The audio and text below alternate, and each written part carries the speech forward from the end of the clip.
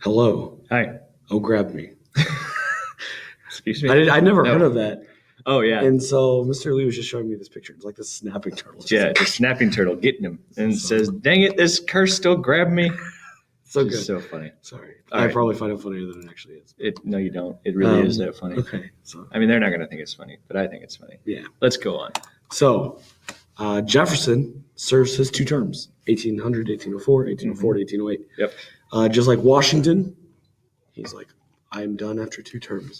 Also, he was really unpopular with the whole embargo act thing. Right. Yeah.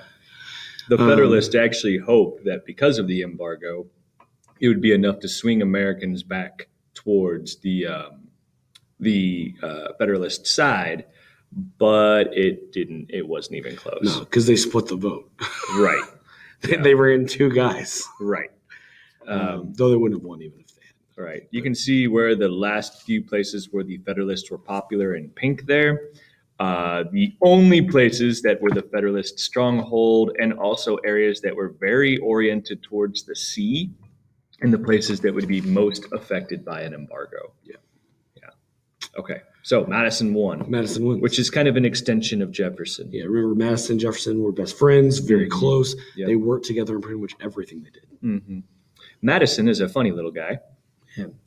Shortest president. Shortest president, I believe he was 5'4". Yeah, something like that. 5'4". He was very sick when he was younger, but he was a genius of a guy. Super smart. Mountain of a man in the brain. He has mental breakdowns all the time because he was like so stressed out because he was Right. so smart. Yeah. Like I remember, like there's stories about him inventing his own language and talking to trees. And, Attention students, Sean Scott and Michael Cherry, you have an item in the office. Sean Scott and Michael Cherry, you have an item in the office. I hope they get their things. I do too. Yeah. But you know who doesn't have an item in the office? James Madison. No, he doesn't. Let's continue. So James Madison does not have an item in the office. So I said that again. Economic policies. Right. And Madison wins the election in 1808. Yeah.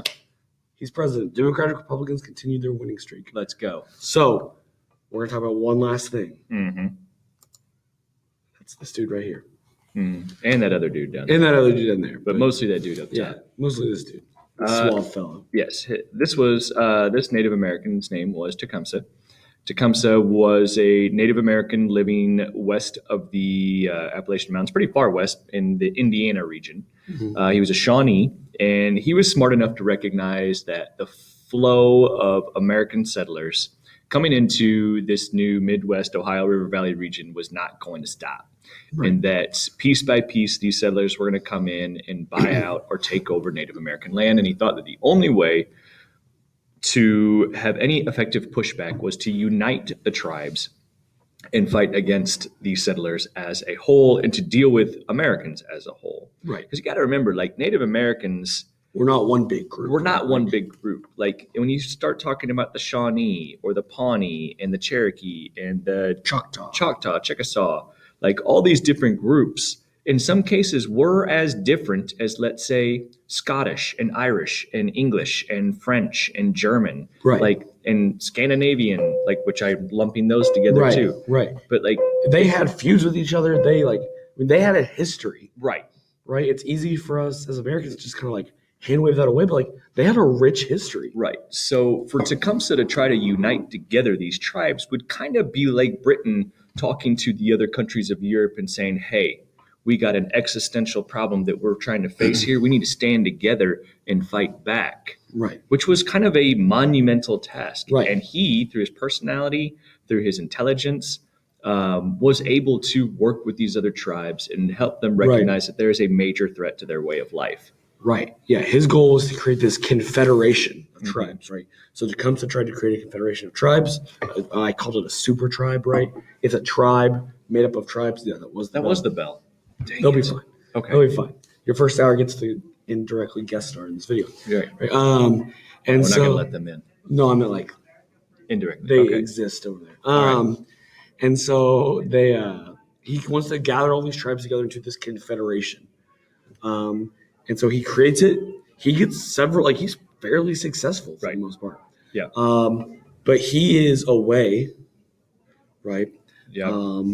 And the governor of this Indiana territory, right, is named William Henry Harrison. Right. and he'll later on be president. Right. And then it would be the shortest lived president. Yeah, because he gives a speech in the rain, gets pneumonia, and dies. Right.